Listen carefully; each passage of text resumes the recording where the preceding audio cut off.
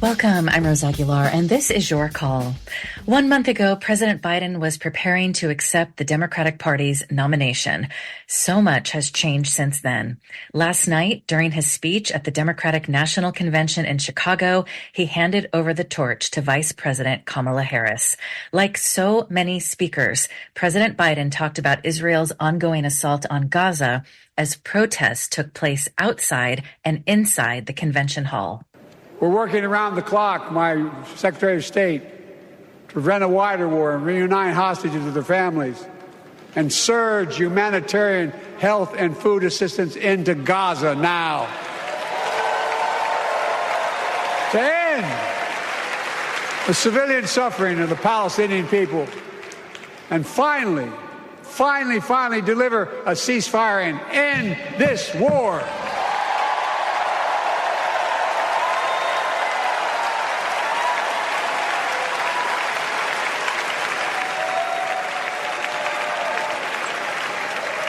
Those protesters out in the street, they have a point.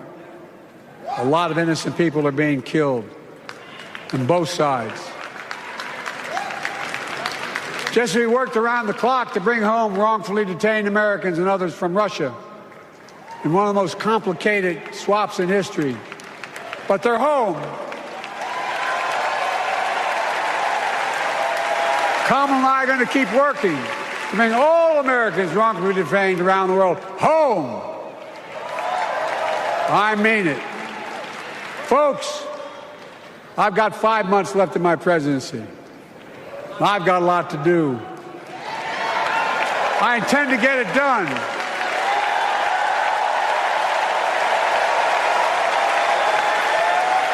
It's been the honor of my lifetime to serve as your president. I love the job, but I love my country more. I love my country more. And all this talk about how I'm angry at all those people who said I should step down, that's not true.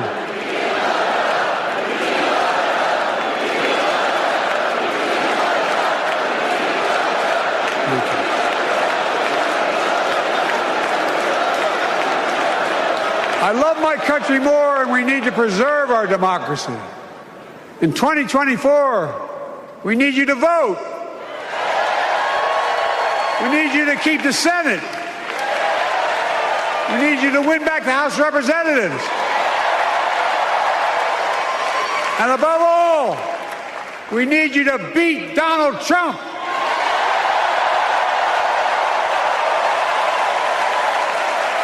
And elect Kamala and Tim, President and Vice President of the United States of America. As President Biden was speaking, a group of people unfurled a banner that said, "Stop arming Israel." The people behind them grabbed the banner as the crowd yelled, "We love Joe." Over 40,000 Palestinians have been killed, and many say this would not have been possible without U.S. support. Democracy Now!'s Amy Goodman interviewed one of the protesters, Liano Sharon, a DNC delegate from Michigan.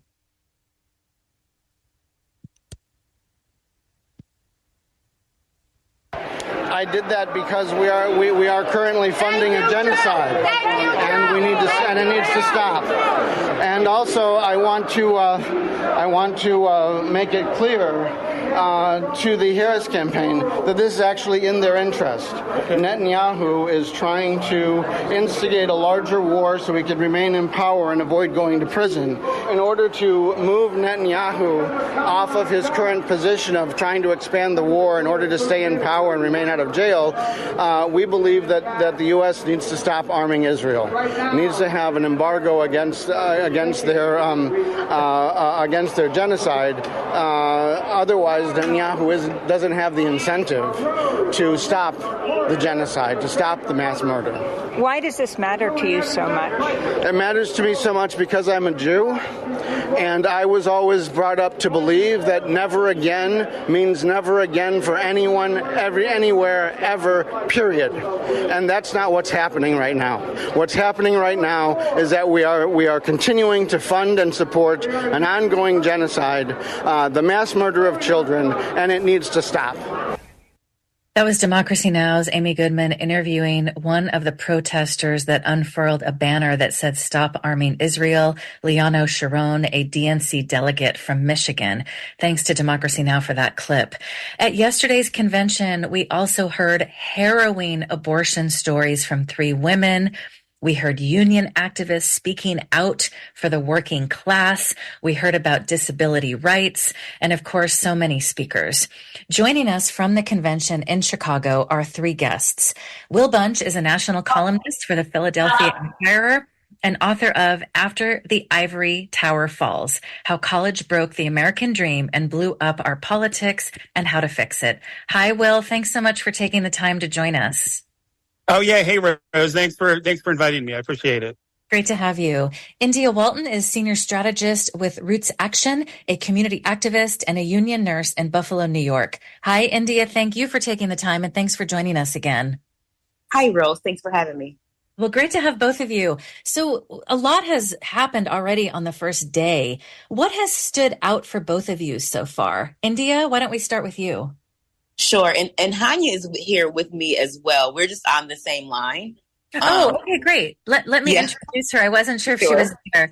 So we're happy to have Hanieh Jodat join us. Hanieh is a political strategist with Defuse Nuclear War, a joint endeavor of RootsAction. She's a founding member of the Women's March Los Angeles and Assembly District Delegate from California. Hi, Hanieh. Thank you so much. Sorry about that. I didn't know you were sharing a line with Hanieh. Hi, Rose. Pleasure to be here with you. Thank you. Okay, so go ahead, India. What has stood out for you so far? I don't think anything is standing out so much as it is exactly what I expected, which is Democrats doing what Democrats do, not addressing the issues and congratulating themselves on having made very incremental progress. Do you expect more in the coming days, given that this is just day one? I'm hoping for more. I am an eternal optimist, and I'm hoping that we're going to see some solid policy platform roll out. And I'm hoping that we'll see a bigger commitment to end the genocide in Gaza. Hanieh, what about you? What has stood out for you so far? Thank you, Rose. I do have to echo my colleague here in saying that really this has been the usual crowd just celebrating, their own accomplishments, really ignoring the cries of what the people in the streets are asking for. So for me, what has stood out the most is that, while we're seeing the same old, vote blue no matter who, and again, some allies at the DNC, we're also seeing some protesters protesting our flawed foreign policies outside of the convention. And there is a sense of solidarity that I've never seen before from some of our allies who are against war, against militarism, the anti-war movement. But I also have to say, from someone's perspective who's not from this country, I'm Iranian American. It is very hard to belong to a party or feel like you belong to a party that doesn't necessarily humanize your region of the world or people from the region of the world that you belong to. So it's a mixed feeling, to be honest with you. Will, you have a column out today in the Philadelphia Inquirer called "Before the DNC Show, Democracy Broke Out on the Streets of Chicago." Outnumbered by cops and ignored by top Democrats, regular folks furious about Gaza aired their grievances in the Chicago streets. You were out there on the streets interviewing people. Tell us about some of those conversations and what stood out for you.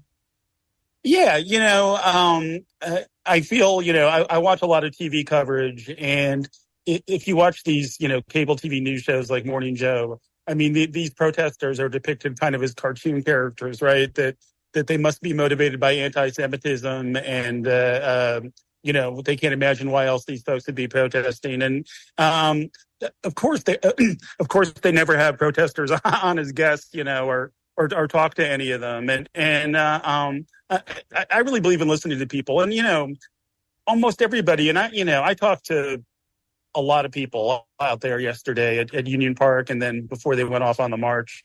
And the people are who they say they are. They're horrified by what's happening in Gaza. They are horrified that the United States continues to supply weapons to Israel despite the death of more than 40,000 people, many of them women and children. And they're very disappointed with the Democratic Party, and this really, I guess, echoes what your other guests have said.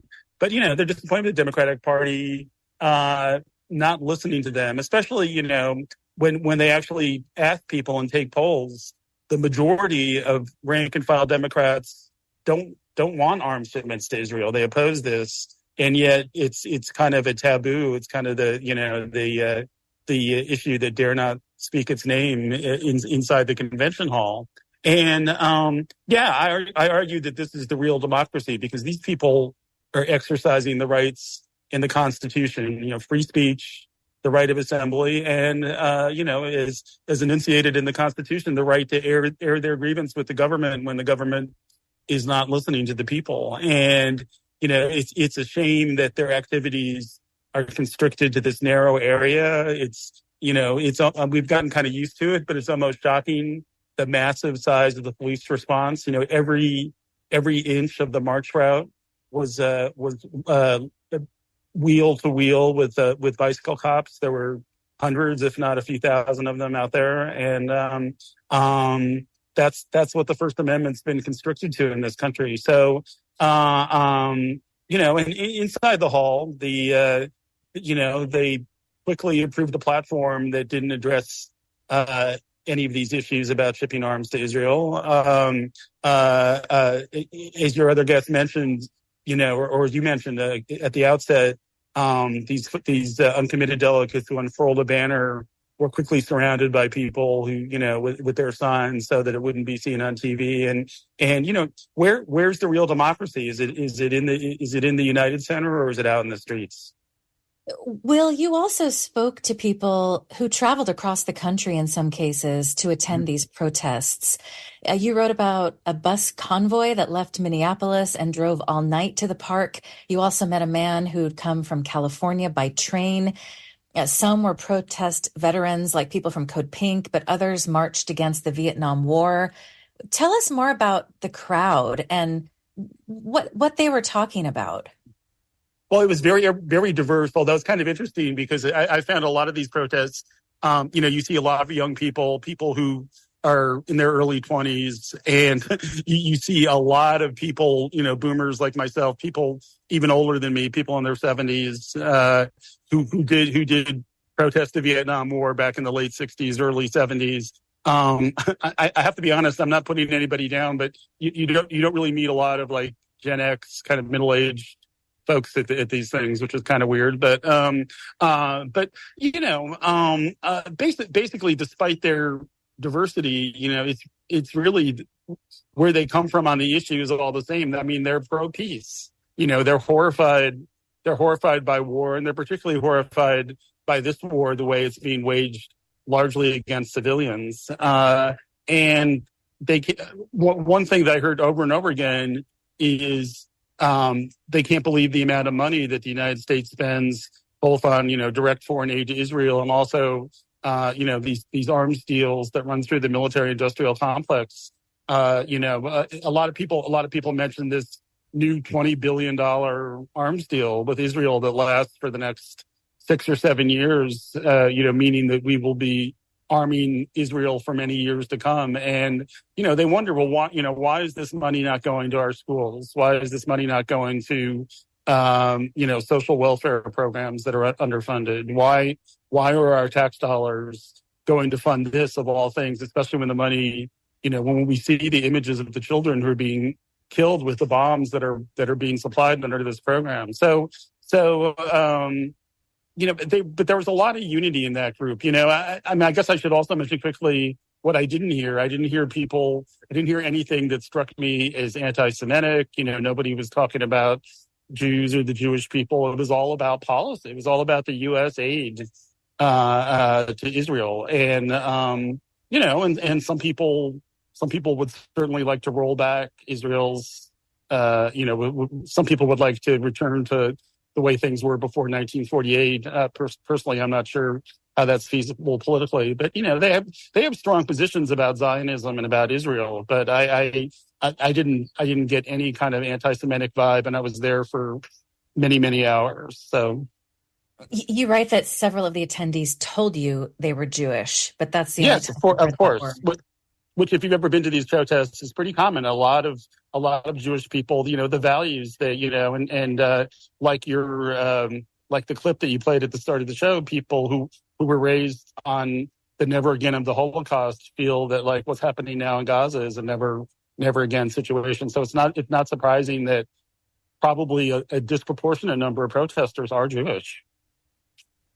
We should read, since so many people are talking about arms sales. This is a piece from the AP last week. The United States has approved $20 billion in arms sales to Israel, including scores of fighter jets and advanced air-to-air missiles, according to the State Department. Much of what is being sold to help Israel increase its military capability in the long term. The earliest systems being delivered under the contract are not expected until the 2026 timeframe. India, you have a lot of experience inside and outside of the political system. We should also mention that you talked last time you were on the show about what it was like in 2021 when you defeated incumbent Mayor Byron Brown in the Democratic primary for mayor of Buffalo, New York. The machine of the Democratic Party then got behind Byron Brown. He ran in as a write-in candidate, and you lost in the general election. And you just talked about how you felt that the Democratic Party treated you and then really backed him. So you've got a lot of experience inside and outside of the party. What do you think, if anything, will change on this issue if Kamala Harris wins in November? I've been putting a lot of thought into this because there's a lot of nuance to it, and it's something that I am struggling with, taking a very firm stance against the continued arming and funding of the genocide in Gaza, but also being a Black woman and knowing that a second Trump presidency could be equally as devastating, And I think that the difference between Harris presidency and the Trump presidency is that at least there is an opportunity for engagement. Things will be worse if the latter happens. However, Kamala has a responsibility, and it is an imperative that she has serious policy conversations with Palestinian leaders. It should be that's just basic diplomacy and small d democracy. And I think that these voices need to be not only heard but amplified. And one other thing that I would add is that Jewish Voice for Peace is on the front lines of organizing for peace in Palestine. So I think that this is a wildly populist movement. This is not some fringe progressive issue. The majority of Democrats want to see an end of arming Israel. And, on our way into the convention, the sheer number of police that were present. Hanieh and I are in the middle of writing an article about how the genocide in Gaza is not a single issue, right? They're calling us single issue voters. It's not that. It is so intersectional. It matters. What they do in Palestine, they are doing to us at home. Our U.S. police forces have been trained by the IDF to respond for dissenting voices in this way, in a violent and aggressive and oppressive way. So we have to take all of these things into consideration not only when we go to the ballot box, but as we look to hold the new administration accountable, and, they're saying we have to protect the House and the Senate as well. And there are measures of accountability that have to happen at all levels of government in order for this to work. And I just want to give some facts out there, India, in case some people raise their eyebrows and say, wait a minute, U.S. police are being trained by Israel. So I just want to mention a couple of headlines, and people can go find these articles. Amnesty International from 2016, where do many police departments train in Israel? The Guardian 2023, another piece almost with the exact same headline. There's just a lot of news out there about this. The Intercept from last year, Memphis police chief trained with Israel security forces. There are a lot of articles online if you want to read more about that. What would you add, Hanieh? What do you think could possibly change with Kamala Harris? And an interesting question came up yesterday when we were talking about the climate crisis and what we could expect from a Harris administration. Someone asked a good question. Who is she surrounding herself with? Because that really tells you a lot in many cases. Do you have any idea who Kamala Harris is surrounding herself with on this specific issue? I really would not be able to tell you who specifically she would surround herself with, but I do hope from the bottom of my heart that as a woman and as a woman of color, she starts recognizing that if she isolates the voices of women who are suffering from that region of the world, she is not going to get that far. And I think, what is really important here is that the administration understand that what the people in the streets and what the people from Palestine and what the people from all over the world who are actually witnessing this genocide are asking for is very, very basic, is giving Palestinians the ability to live peacefully, to have dignity, and for the U.S. and its allies to stop erasing the Palestinian identity. And I think for far too long, this country has played the role of policing the world and wanting to change the democracies or democratic government to certain countries, while at the same time sending weapons overseas, bombing, whether it's Iraq, Afghanistan, whether it's now what's happening in Palestine, which is a catastrophe, right? We have to stop that. And I hope to God that Kamala Harris surrounds herself with organizers, grassroots organizers who've been involved in the anti-war movement, folks from JVP, folks from organizations that have been at the very forefront of this peace movement, and folks who don't lead with the pro-military ideology, people who lead with compassion, and people who have the guts to say, we will work with other countries in the world to stop this military machine and bring that funding back home to resource our own communities. We continue to do this where we support sending bombs, billions of dollars to other countries to kill Black and brown people. And this is not an isolated thing. We're talking about Congo. We're talking about Sudan.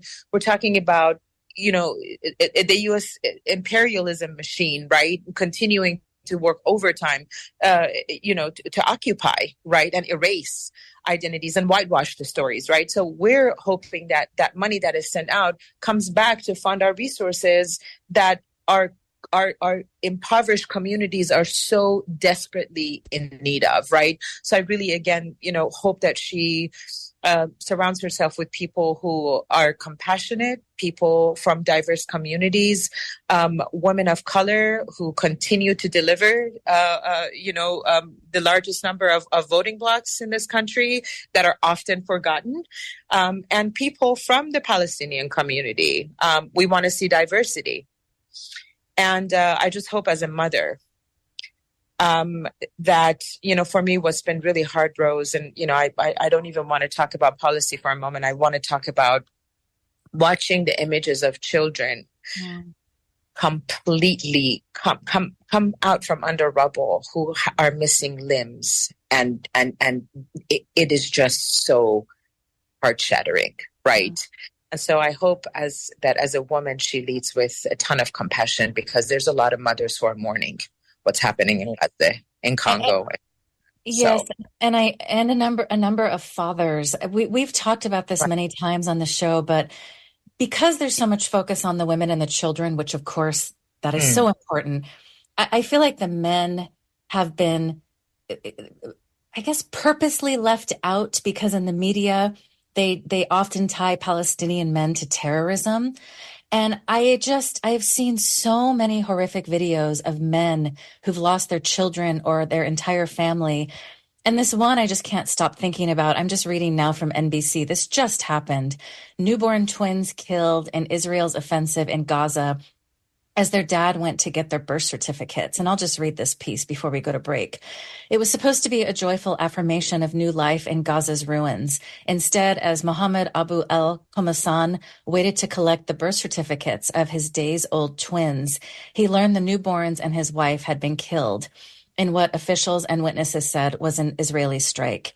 He told NBC, "The pain inside me is too big for me to express. I still feel like I am in a nightmare." He was holding up the birth certificates of his kids, Aysel and Asr, with tears in his eyes. And I want to do a show about this in the coming weeks, but just the fact that we're all watching this happen in real time. I saw video of him in the hospital. So someone was taking that video, because international journalists are still not allowed to get in. Someone was taking that video, hoping that something would change. And we've seen this for the last 10 months. We're going to take a quick break, but if you'd all like to respond to that, we can do that right after a break. On today's Your Call, we are talking about day one of the Democratic National Convention. A number of speakers talked about Israel's ongoing assault on Gaza, whether talking about the children, talking about a ceasefire, talking about returning hostages. Something came up from a number of the speeches. But the question is, what does that mean in practice? We're also going to talk about other things we heard yesterday, including harrowing abortion stories from 3 women. Union activists spoke out for the working class. There was also some speeches about disability rights. If you'd like to join us, the toll-free number is 866-798-8255. You can also email your call at kalw.org. Will Bunch is national columnist for the Philadelphia Inquirer. India Walton is senior strategist with RootsAction, a community activist and union nurse in Buffalo, New York. Hanieh Jodat is political strategist with Defuse Nuclear War, a joint endeavor of RootsAction, and Assembly District Delegate from California. This is Your Call. I'm Rose Aguilar. We'll be back after this.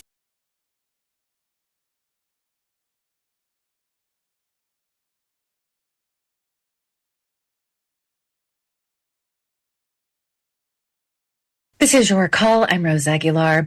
This week, we are doing a week-long series on the Democratic National Convention in Chicago. We will talk about what's happening inside and outside of the hall. We will also talk about specific policies.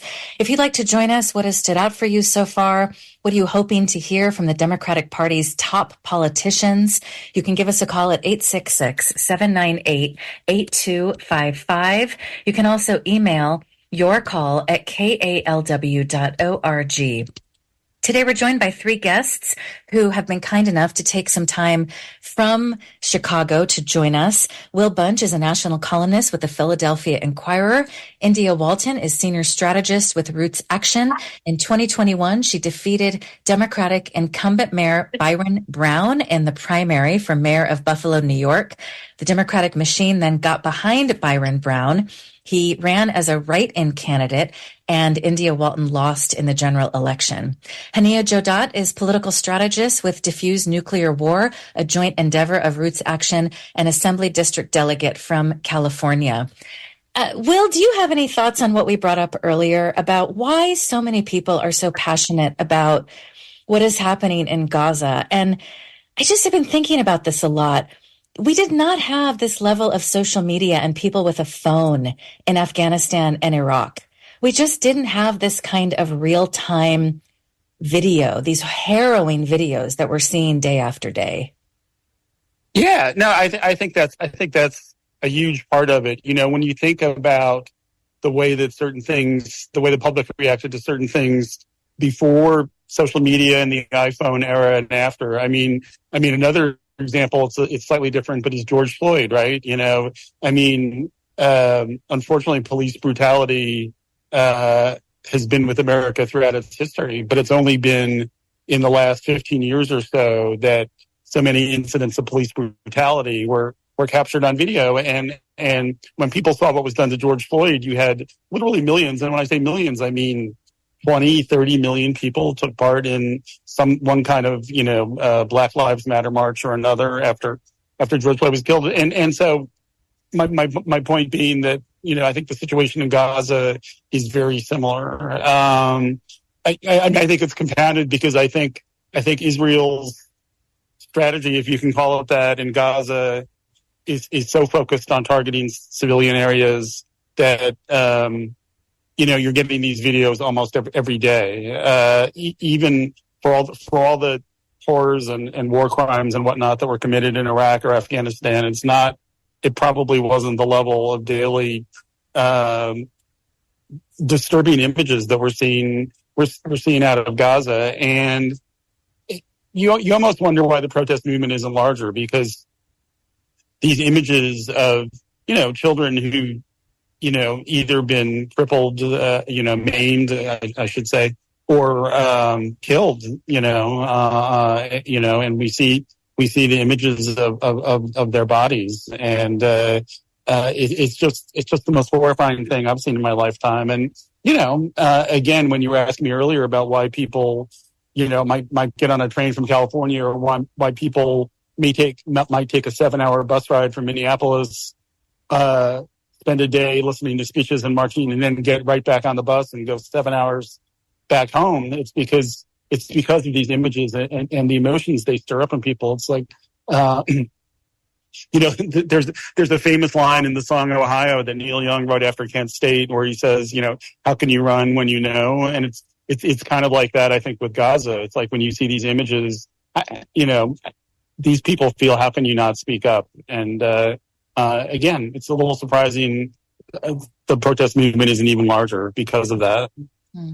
Well, let's hear from a caller. Let's go to KC in San Francisco. Hi, KC. Welcome to the show. Thank you, Rose. I just want to make a comment here. I watched the Democratic convention last night, and it was wonderful. I did. I really enjoyed it. It's sort of like the Democratic Party is like Hollywood. Have a lot of stars, more stars, between Hollywood and the party than there are in the sky. So that was kind of like the highlight. But one of the things that really kind of sat with me is that we have never had the possibility of a woman in office. It's all been so male-oriented. It's sort of like that whole thing, men are from Mars and women are from Venus.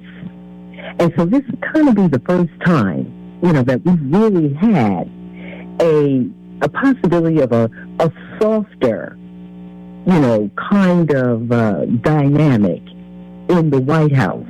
And I'm just kind of thinking and wondering how different that will be, because we don't know that, because it's all been men. Right. And so with that, men, think a certain way, do a certain way. Women are different. They think they're more, kind of maternal and nurturing. So it's going to be very interesting.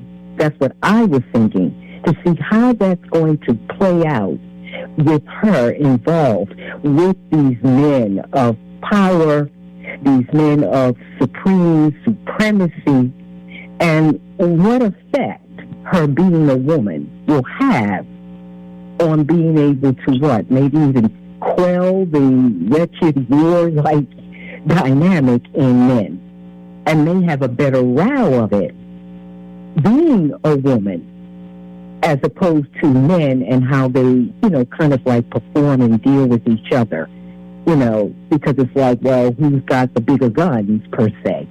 Women come in the picture, it could be very different, and so that is one of my concerns.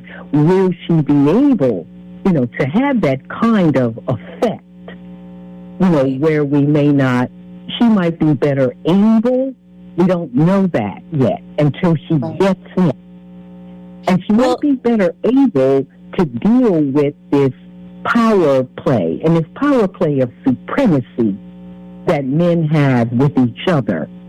And it may have some effect on a better ceasefire or a better engagement to quell war, per se. Well, Casey, thank you so much. And this is the question we're all wondering. India, what are your thoughts? Yeah, I think they may have jumped off the call. I'm not sure, but okay. Yeah, but I actually have some thoughts about this, and I mean, I certainly share the caller's sentiment. I understand. I think the weird thing is that history, I think, has kind of shown the opposite, because I feel like the kind of woman who rises to a certain level in politics and wants to rise to the very highest level, they feel, because they are a woman, that they're not going to get to where they want to go unless they show their toughness. I mean, I still remember, this is going back 20 years, but Hillary Clinton took a lot of criticism for her position on the Iraq War and her votes on that. And, I think it was, that just might have been her inclination anyway. But I think a lot of people felt that, that she felt if she wanted to run for president someday, that she had to show that she was tough, that she was not afraid to use the military. The United States has never had a woman president, but if you look at other nations, that have had women leaders, whether it's, if you go all the way back to some of the very first ones like Golda Meir or Indira Gandhi, or if you look, or Margaret Thatcher, almost all of them were involved in military conflict. So, it may be one of those hopes that the reality is a woman president, and I think this would be true for Kamala Harris. I think she'd be under a lot of pressure when she got into office to show that she's tough. I think Barack Obama, as the first African American president, felt some of those pressures too. So it's interesting. We'll see how it plays out. Hopefully, we'll see how it plays out next year. Well, and we're going to do a show about foreign policy. Is how do you shift U.S. foreign policy, given? Well, I don't want to simplify it at all, but when you look at just how much money is spent on weapons, and this hardly gets talked about. Reuters had a piece in March about President Biden's $895 billion national security budget request. I was struck during his speech last night, Will, when he talked about taxes, about how Trump wants to cut taxes for the wealthy by even more than $2 trillion. Biden said, if we just increased billionaires' taxes, because right now we're paying less than billionaires, that deserves to get more attention too, but in taxes. So he said, if we increase taxes by about 25%, which is not even the highest tax rate, it would raise $500 billion over 10 years. And I thought to myself, okay, $500 billion over 10 years, and yet for 1 year, you're asking for an $895 billion military budget. How do you even begin to crack that? Yeah, I mean, think about how easy it would almost certainly be to lope $50 billion a year, which is what we're talking about, out of that bloated budget. It's very frustrating. I mean, I'm somebody who grew up in the Vietnam and in the immediately post-Vietnam era, and I had this naive hope that there would be a different attitude in the United States towards our military-industrial complex. And we just have not seen it. For all the talk about how Congress is so divided and bickers about everything and can't get anything done, there's never any meaningful debate about this defense budget. And it keeps increasing. A lot of times they just heap in a few extra $1 billion at the end of the process for God knows what. And we spend more than the next 9 countries on the list on our military than all of them combined. So it's not like just we spend more on our military by a little bit than, say, China or Russia or anybody else. I mean, we spend way, way more on our military than any other country. And yet it's one of these untouchable subjects that we don't debate on. And, we're not going to hear, I can guarantee you between now and Thursday, we're not going to hear any radical proposals to change that out of the Democrat. And this is the more liberal party, supposedly, and we're not going to hear anything out of the Democrats about changing that. It's very frustrating. And I'm almost, after a lifetime of seeing this play out, I've kind of thrown my hands up on wondering even how this could possibly be changed. You'd have to elect so many new members of Congress with a different attitude, which is just impossible. So it's not a good situation. Yeah, and we should say that over about half of the military budget, so about $840 billion, around there, it goes to weapons contractors. We did a show last June about this incredible 60 Minutes investigation. It found that weapons contractors like Lockheed Martin and Raytheon overcharge the Pentagon on almost everything the Department of Defense buys with taxpayer dollars every year. It was incredible to see that on 60 Minutes. The problem, Will, and this is a problem I think across the media, it just didn't get that much play. I was hoping it would get a lot more attention on the cable shows, and it just didn't. It kind of fell flat after it aired. Yeah, it's a problem. It's definitely a problem in the media. I mean, the coverage has been terrible. It's also, I think, the way the military-industrial complex works. They've done an amazing job in spreading out these defense plants and these employers, and that with that much money being spent on defense, the defense industry is a large employer in so many districts. I mean, heck, if you go back to the 80s, there was even a situation where, Bernie Sanders was on board with, more money for helicopters because the helicopters were being made in Vermont, in Burlington. So, even somebody who's as progressive on this issue as Bernie Sanders, if it's in his district, it's hard for him to vote against jobs. That's the way this thing gets set up. And it's very hard to knock it out. Well, today we're speaking about the Democratic National Convention. Day one was yesterday. It continues tonight. Will Bunch is national columnist with the Philadelphia Inquirer. And we just found out that our other two guests had to leave. So we want to thank India Walton and Hanieh Jodat. And thank you so much, Will. I know that you've got a lot of reporting to do, and it takes all day to do that. So thank you for sticking with us. We'll let you go in just about 8 minutes. Does that work for you? Yeah, I'm here. Okay, great. Thank you. If you have any questions or comments, what are your thoughts on the Democratic Party, what you are hearing from some of the highest officials in the party, what you want to hear, what message are they sending, where do you think the party is going? You can give us a call at 866-798-8255. You can also email your call at kalw.org. If you're listening on KALW, we will be live tomorrow night and Thursday night, starting at 6 p.m. We'll be covering the convention. We'll be taking your calls and emails, so we hope you can tune in for that. I want to ask you about Alexandria Ocasio-Cortez, Representative Alexandria Ocasio-Cortez. It's been so interesting watching her progression within the party. Remember when she first won her race, she joined climate protesters in Nancy Pelosi's office. And she had a major speaking slot last night. She spoke right before Hillary Clinton spoke. And I'm going to play her clip in a minute, but I wonder what your thoughts are. What does this tell you about the future of the Democratic Party, Will? Yeah, I had a lot of thoughts about that. After I got back from covering and then writing about the protest, I was able to watch her speech last night. And there was always this question about AOC in terms of she had two directions she could go. One is she had no doubt could have established herself, I think, as almost the undisputed leader, at least, or up and coming leader. As we pass the torch from Bernie Sanders and some of the Elizabeth Warren and some of the other folks. She could have become the undisputed leader of the far left. Or she could do what so many people do when they go to Washington and try to be an insider, and become become somebody who has a chance of, rising to top levels in like House leadership, or maybe run for the Senate from New York someday.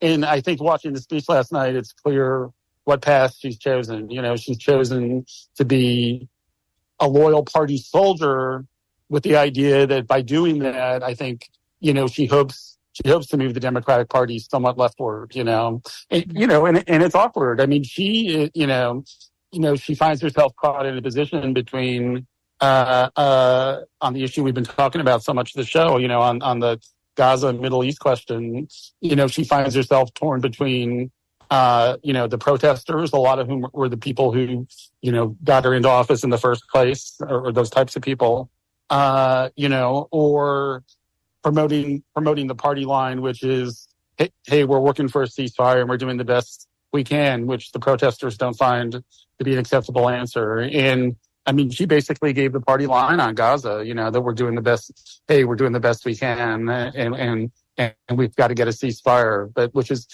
is probably what Kamala Harris is going to say. I mean, Biden, as you played at the very beginning of the show, Biden made a somewhat similar comment himself. So, I think that's the path that AOC has chosen. I mean, it could be good. I mean, if I think if she became 20 years from now, if we have House Speaker AOC, I think she'll be a lot more progressive than say a Nancy Pelosi was. But we'll see. It's interesting the choices that she's made.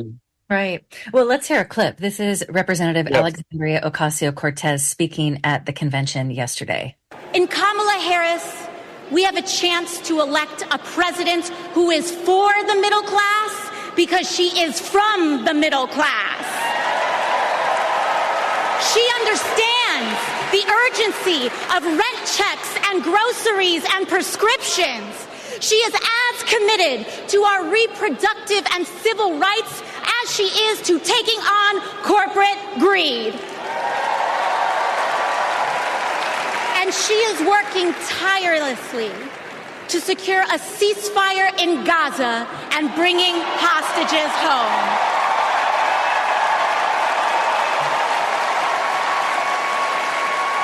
In Kamala Harris, I see a leader who understands. I see a leader with a real commitment to a better future for working families. And Chicago, we have to help her win. Because we know that Donald Trump would sell this country for $1 if it meant lining his own pockets and greasing the palms of his Wall Street friends. And I, for one, am tired of hearing about how a two-bit union buster thinks of himself as more of a patriot than the woman who fights every single day to lift working people out from under the boots of greed, trampling on our way of life.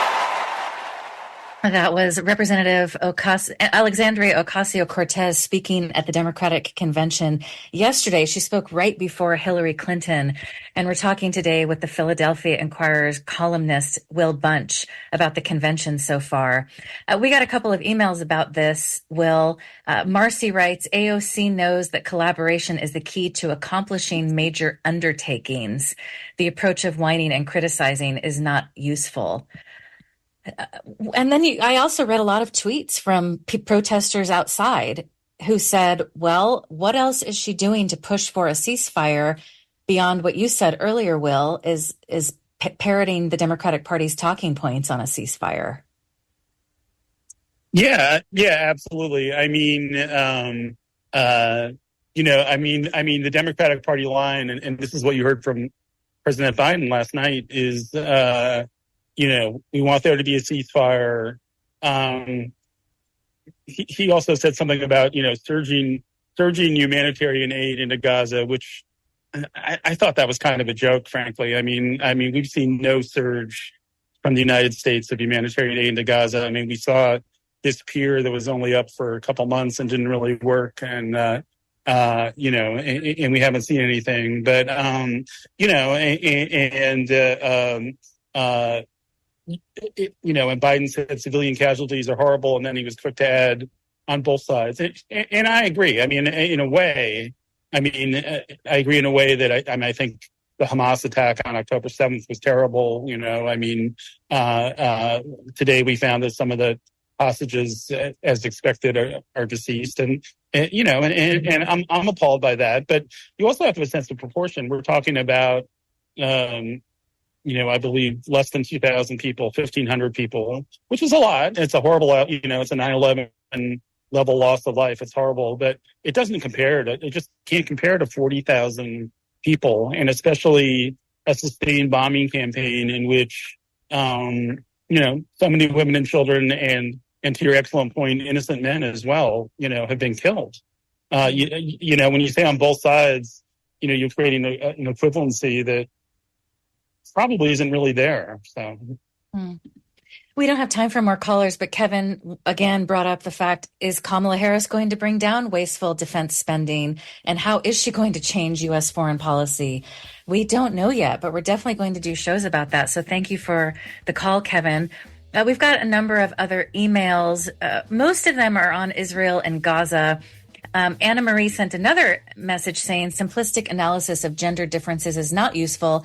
President Biden has demonstrated empathy at a significant level. Harris has been a prosecutor. Her approach will be revealed. Thank you again, Anna Marie. Yeah, we're all just wondering and where she's going to go. How's she going to be different from Biden? We have a couple emails also, Will, about money in politics. And I just did the math thanks to Open Secrets. Oh my gosh, $1 billion has already been raised. And that's just from Harris and Trump. 30 seconds, Will, you've been doing this for a while. Do you think we'll ever be able to get money out of politics? I think it could be done. I don't know. Would it require a constitutional amendment to undo the Citizens United ruling? Because constitutional amendments are kind of impossible in this day and age. It's a shame. If you lived through the Watergate era, as I did, albeit as a teenager, but people thought the problem had been solved after Watergate, and instead it's gotten multiple times worse. And and it drives so much of what's terrible about our politics, including probably some of our Israel-Gaza policy. So I wish we could solve this. I really do. Well, thank you so much, Will. I know you took time out of your reporting to join us, so thank you so much. Oh, thanks, Rose. Thanks for having me. It was a great show. Thank you. Will Bunch is a national columnist for the Philadelphia Inquirer and author of After the Ivory Tower Falls. Thank you for joining us. I'm Rose Aguilar. It's your call.